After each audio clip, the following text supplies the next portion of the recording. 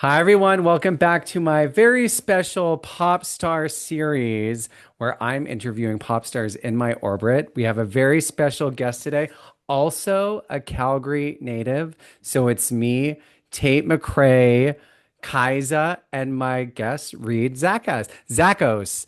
I don't know how to Exactly. say your last name. And I realized this when I was getting ready for the intro that I've only ever read your name. I've never said it out loud.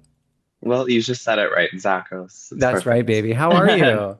I'm so good. How are you? I'm good. I'm good. I'm excited to talk to you. I feel like we have known each other for a long time, at least been in like the peripheral, like orbiting around each other, but haven't had a chance to really like get to know you, which is crazy because I've known about you for so long.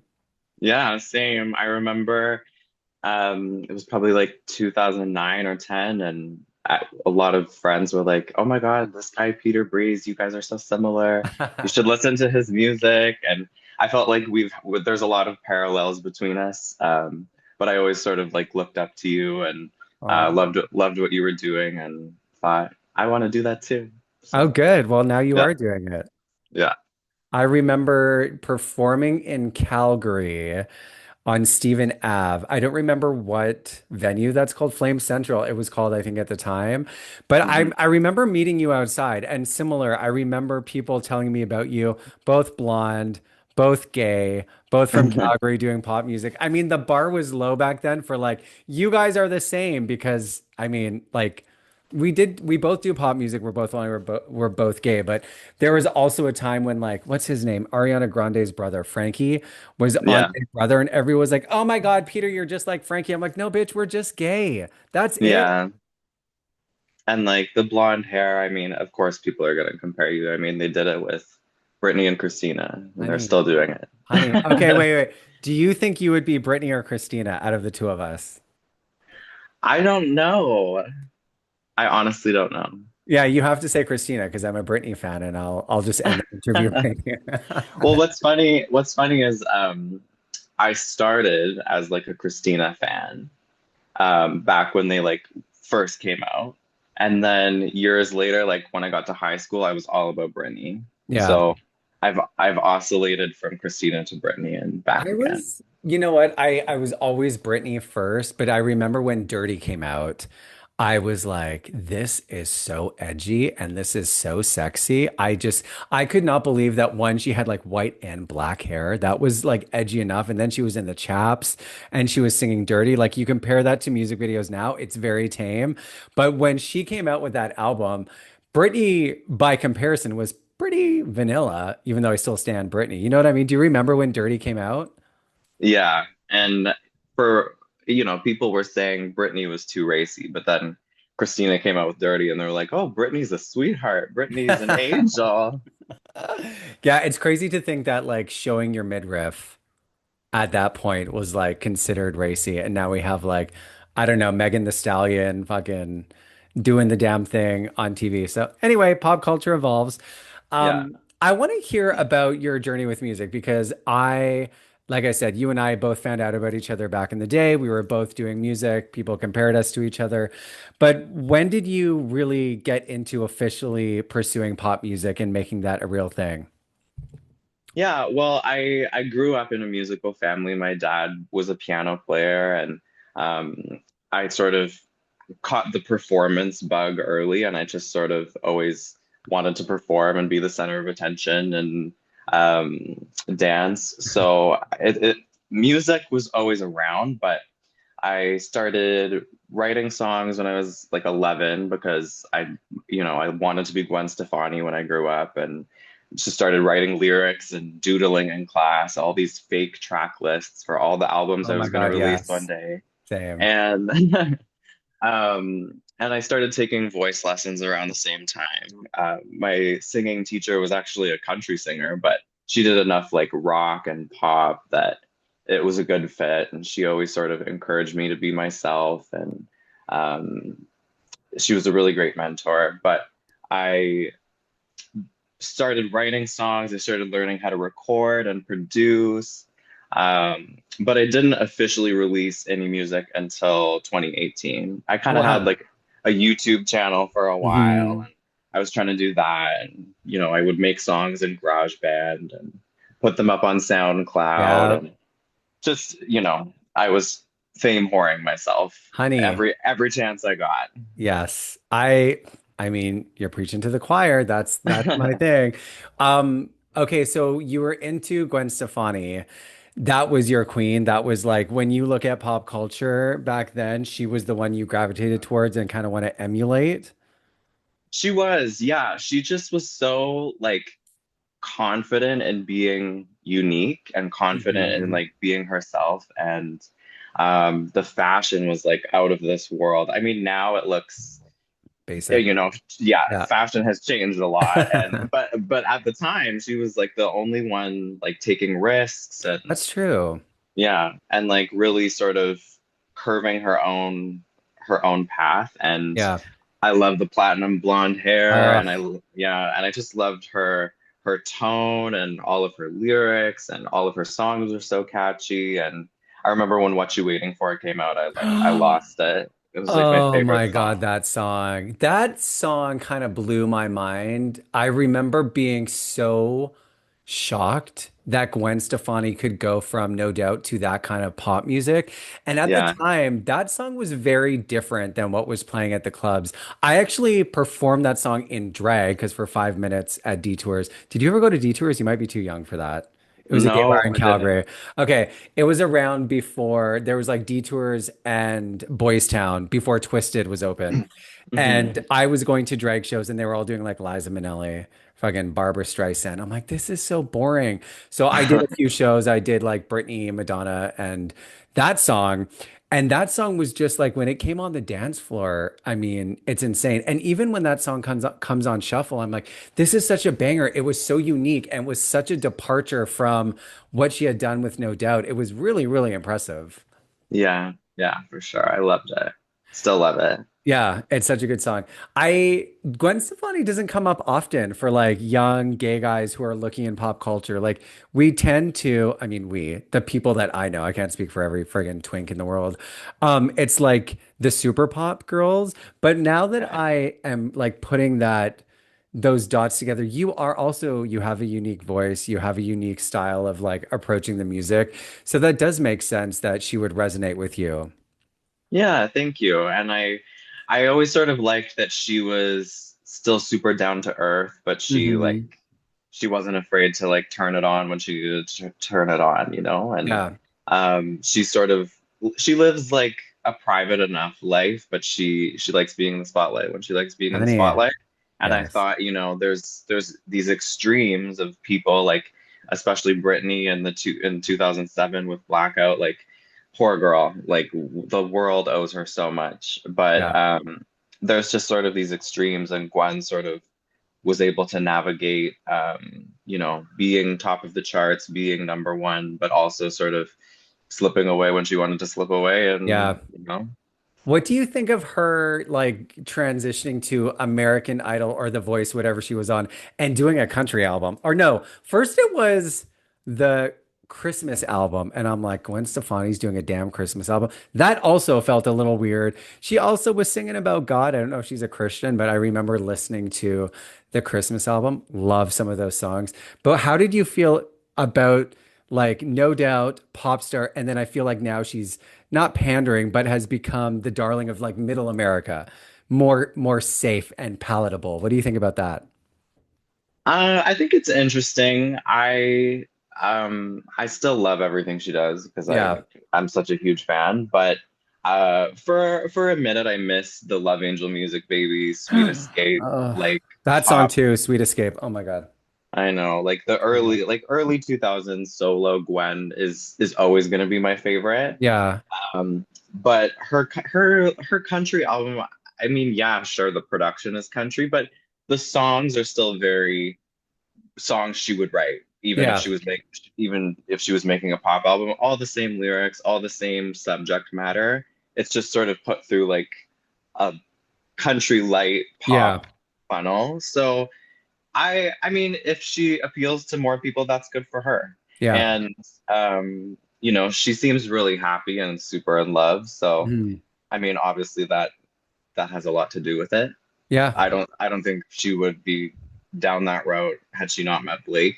But um and she people always talk about, I mean, like even with Gaga, and I heard her talk about this recently, like people always want you to do what you first did originally, and they can never get past, that and wanting you to evolve.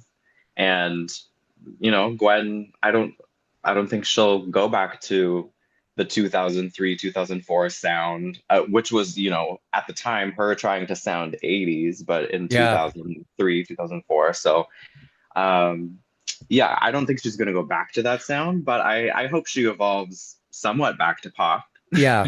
I mean, it is kind of a trap to be okay, like when Abracadabra was released, Oh my like I God. insane, right? Like everybody was like, Gaga's back. It's the like dark dance pop. And then when Mayhem was, first of all, Mayhem is my favorite Gaga album now, but it was different than what I think people expected because it just wasn't Abracadabra times friggin' 10. Like the album has layers and there's different types of songs. And yeah, I felt like what I was hearing from her in interviews is like, her whole thing was wanting to be famous, and that was the fame. And it was like we were all part of that movement, and she became a superstar, but we also felt like we were superstars with her. And then I think fame fucked with her a little bit around art pop. The whole creation of Gaga messed with her head, and she went through that. And now we're on the other side with Mayhem. And when she talks about Gaga, it's separate. You can tell that it's separate. Like she talks about Gaga as a separate thing, which I don't think she was doing before. And I remember when she first came out, she was like, I will never let my fans see me without a wig or see me without makeup. I'm like, girl, you are setting yourself up because that is impossible. But my Yeah. interpretation of that is she's found a balance where it feels authentically Gaga, but it has evolved. And there's a dance, I guess, between giving your fans what they want, but also you have to evolve. Like Gwen Stefani can never do what you waiting for again, but is there you can try and connect the dots without completely selling yourself out and trying to do that song a different version of it over and over and over again. Yeah. Yeah. No, I totally agree. Yeah, you have to let yourself evolve. So you were explaining that your family is musical, and Yes. I'm realizing in real time that I have these biases in my mind where I look at people like you and me, and people see the performance like on stage with dancers looking flashy, singing pop music. And I did not come from a musical family. I was very much inspired by just being a spectacle, being famous, didn't really care about singing, didn't really care about like perfecting a craft or even necessarily a specific talent other than like cultivating attention. But then when you tell me you come from a musical family, I feel like this is important for people to hear because for some reason, I think being like gay, fucking twinks or flamboyant or whatever, I don't think the first impression people get is that's a musician. It certainly Mm. isn't what I feel people interpreted me as. I still have a hard time identifying as that.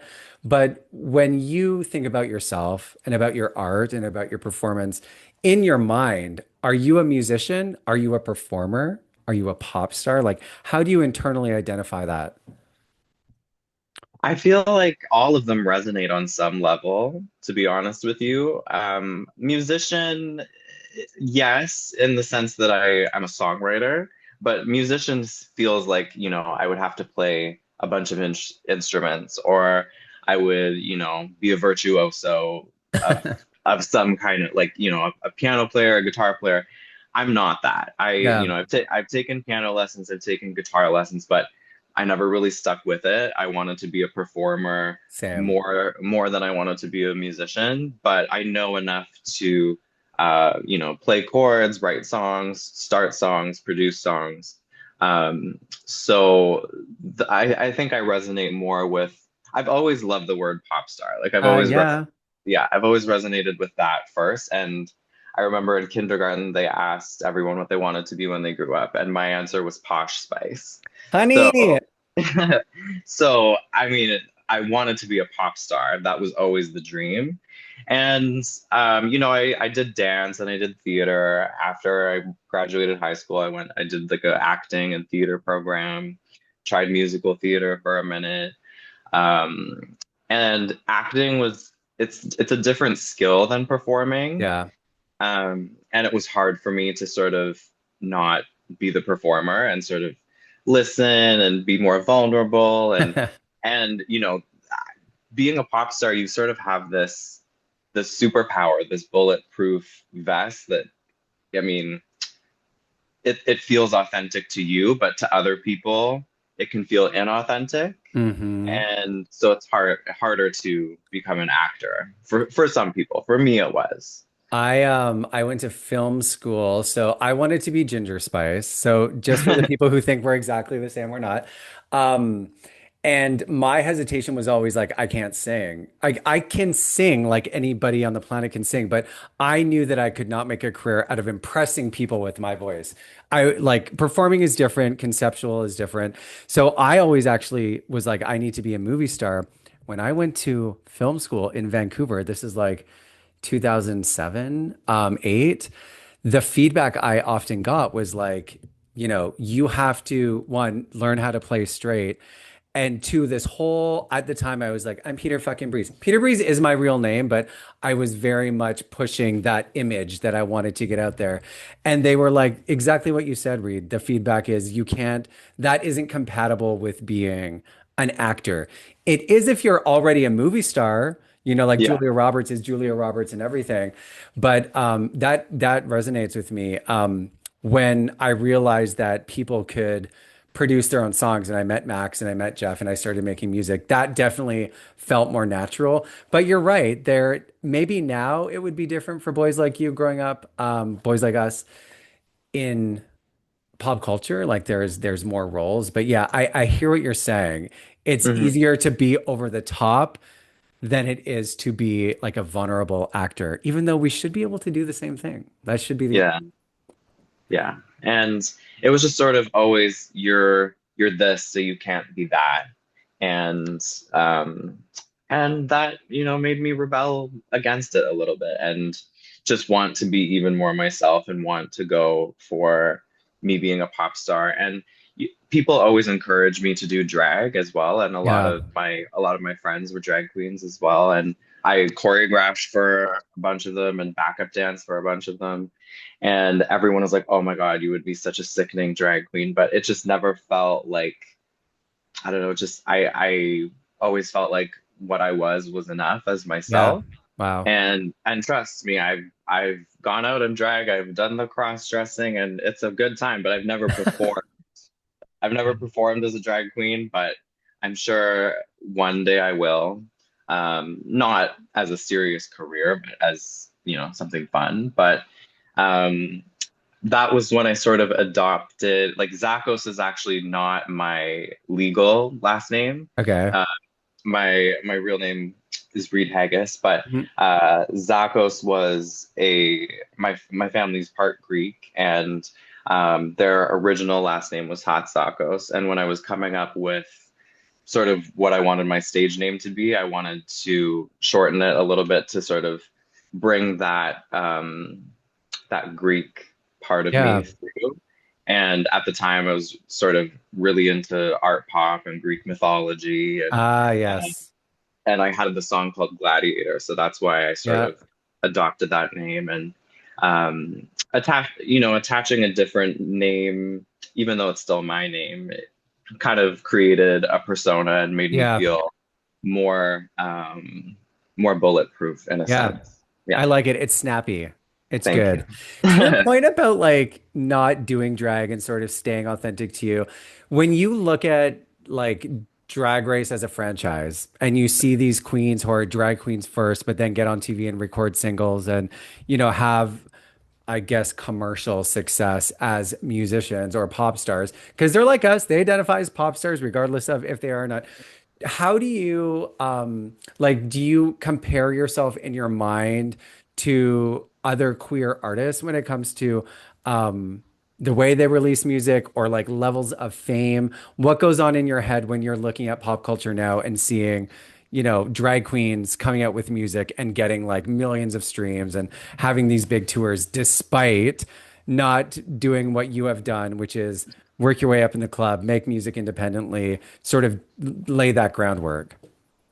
Yeah, I mean, it I have to be honest, and it sometimes can be frustrating because you put in a lot of work and you hone your craft, and then someone makes a mediocre song that you can tell is very heavily auto-tuned, and they didn't write it, they had someone write it for them, and it just then all the streams rack up, and I feel like queer music as a category, even though it shouldn't be a category. I mean, yes, it should, because we should uplift queer people and queer Yeah. artists, but as sort of a category that people get stuck in, there's obviously different levels, and same with pop music, same with rap music. There's different levels of talent and Yeah. different levels of.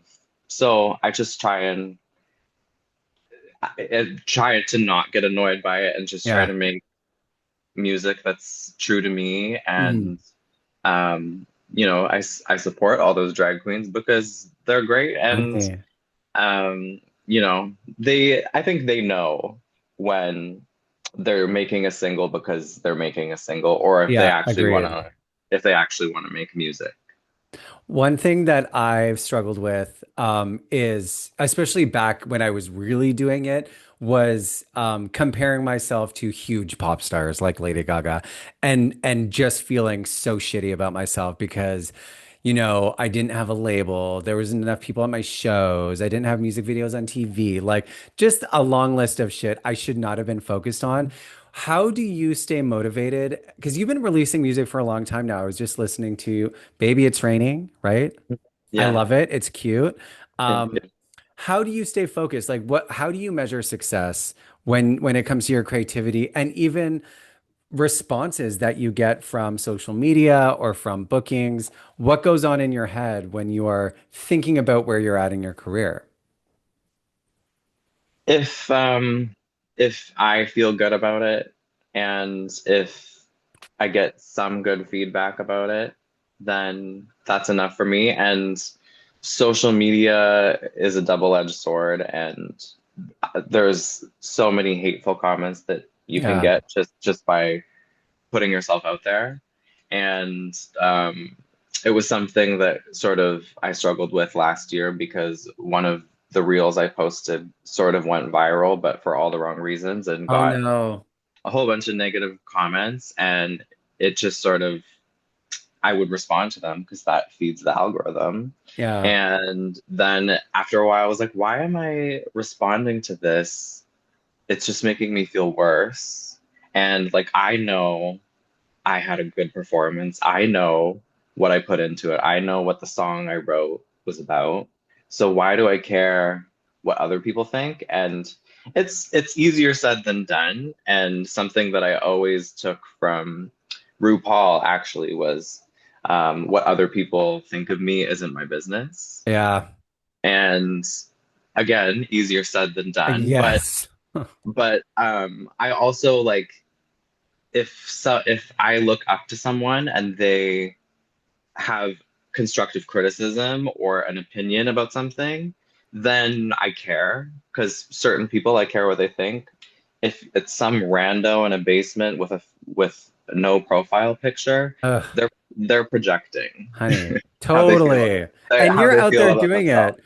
Yeah. I admire your confidence to be able to do that. I am such a slave to people's opinions. It derails me so quickly. It's a big reason why I took such a long break. I'm confident, but I'm fragile and I need a lot of validation. I'm like Tinkerbell. If I don't get attention, I will die. So one of the things I really admire about you is the consistency. Like just to continuously put things out and do shows and post and sort of surrender to the up and downs of being creative and being online because it's not easy. But, when I look out to my community of people like you and other performers, it's one thing that I'm impressed by is the ability to just go back to the songs, go back to performing, detach from social media and move on to the next thing. It is hard to put yourself out there and stay grounded in the work, I would say. Yeah. Well, thank you for saying that. It's definitely. not easy. But I just sort of think about artists that I look up to, and you know, would Lady Gaga stop, or Exactly. would Gwen Stefani stop? Would they, just because they get a few negative comments online? That's No, fame. That is that's literally what being famous is people talking shit about you and then a small community lifting you up. By the way, do you feel like you are supported by other gay men when it comes to like releasing music and doing shows? to a certain degree. I think when they see me performing live, then they have more buy-in and they sort of get it a little bit more. But if it's just sharing my albums, sharing my songs, I don't feel Yeah. especially supported.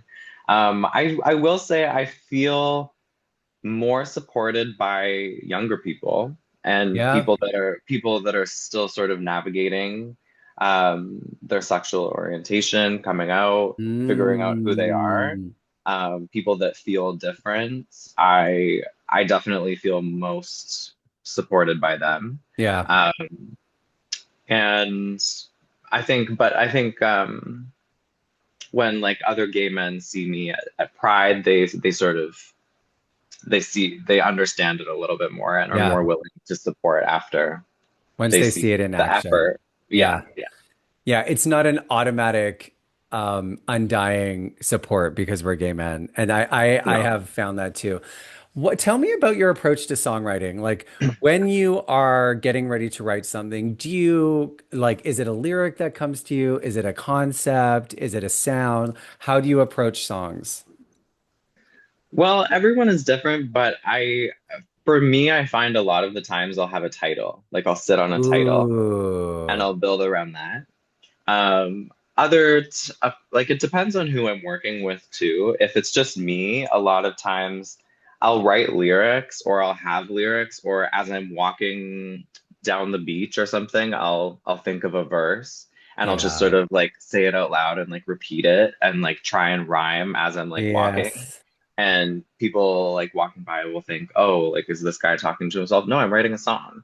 So Kind of the anyway, same thing. Kind of the same thing.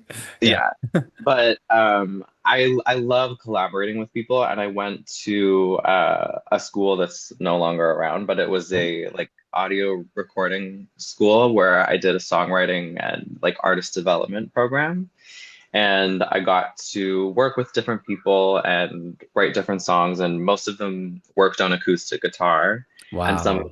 some of them like worked on piano and just sort of their approach to songwriting. And collaboration is cool because you would never arrive at the same song by yourself. Oh yeah.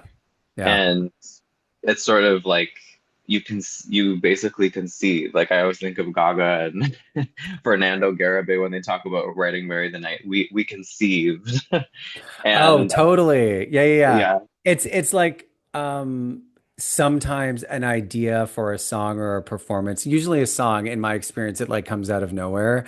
And from my like when I look back, the most successful projects or shows or whatever came from collaboration because when you have multiple people excited about something, it's so easy to promote and talk about, and it's a very authentic release, right? And the approach versus, I think if you get into a point where you're in a label or you have a manager and it becomes more product based, like it's time to release a song, it's time to do this, it's hard. I imagine it would be hard to keep that magic alive.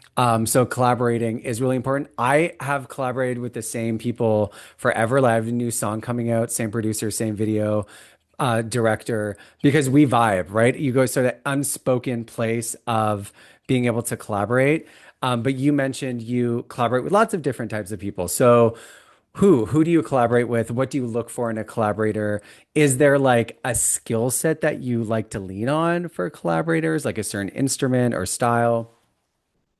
that's a good question. For me, it's mostly like an energy and a vibe, and if they can pull a full track on the like Yeah. producers, and if we have the same sort of references that we're going for, same inspirations. I did a whole album actually with a producer, songwriter named Red Panda Productions. Hmm. Um, and he wanted to work with me because we had similar influences, and he heard me on a local queer radio station, Queer FM in Yep. Vancouver. And he was promoting his project on the same station and had heard what my influences were and wanted to work with me. And we did a whole album together. Love that. So I guess, yeah, it depends. I don't necessarily look for a specific skill set. Yeah. It's more just an energy and a trust and Yeah. sort of believing in each other to get to something. Trust is huge. Like you need to be able to creatively go there. Yeah, like for my second album, I was so into like trying to be very serious as a musician. Like I wanted pianos and guitar and I just wanted to explore that. But again, the vibe has to be there. Otherwise, this is where you see people with like sophomore albums, like even in main pop culture, and sometimes it's a miss. And I think it could be because they're trying to do something that isn't necessarily organic. And it comes from being too strategic as an artist instead of letting it flow naturally. I don't know. That was my take. Yeah, no, I that resonates with me, and I feel like a lot of sophomore albums can be a misstep, and then they sort Yeah. of find themselves for the third album again. But How do you go about booking your gigs? What's your strategy? Where do you like to perform? How do you book them? That kind of thing. well, a lot of them in Vancouver, I've booked through Live Acts Canada, which is Hmm. a booking agency that are really great. That I sort of had connections through the school that I went to and Music BC and other artists that I'm friends with that are gigging in the city. But a lot of it is also Pride and Yes, Pride related, just because there's that's sort of the time of the that's the year. vibe. Yep, that's That's how you the make vibe. money. Yeah. So a lot of it is content creation and applications and It's a whole thing. who you know. Yeah. Yeah, yeah. It's all who you know. The applications for Pride too is insane. I remember doing that every year and it's like, can't you just book me? Like, Yeah. please listen to my song.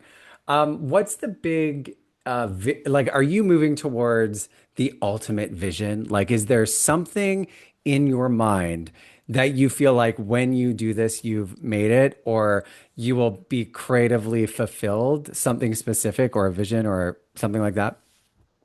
Well, I think it's changed over time and for a long time. And I think you and I talked about this when we were backstage at New West Pride last year. Yes. But um, for so long, I thought, the ultimate dream was a record deal and, being a major mainstream pop star. And I think anything less than that would sort of feel like a failure.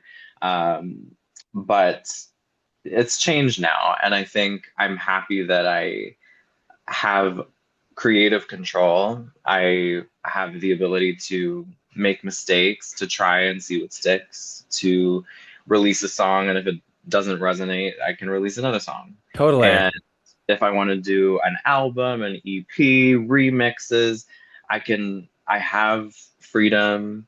Um, my I've gotten to an age where like I'm not in a rush anymore. I'm not Uh, like I think for a long time in your 20s, you're always sort of like, oh, when I hit 30, if I'm not here, then oh God. I've Yeah. failed.